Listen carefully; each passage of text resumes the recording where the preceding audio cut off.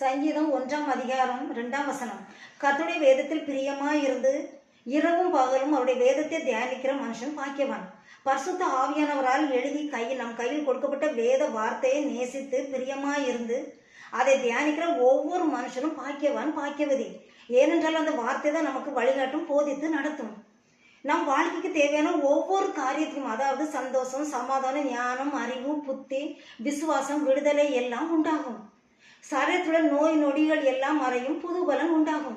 வேதத்திலே பெரோயா பட்டணத்தார் மனோவாஞ்சியாய் வேதத்தை வசனத்தை ஏற்றுக்கொண்டு ஒவ்வொரு நாளும் அதை தியானிக்கவும் ஆராயும் செய்ததனால் அவர்கள் மற்ற பட்டணத்தாரை பார்க்கிலும் அதிக நற்குணசாலிகளாக இருந்தார்களாம். பிரியமானவர்களே, நாமும் ஒவ்வொரு நாளும் வேதத்தை கற்றுக்கொண்டு அதன்படி நடந்து வாஞ்சோடு இருந்தோம் என்றால் நம்முடைய வாழ்க்கைக்கு நமக்குள்ள காரியத்தை நமக்கே தெரியப்படுத்தி நமக்கு சொல்லி தந்து நடத்துவார்.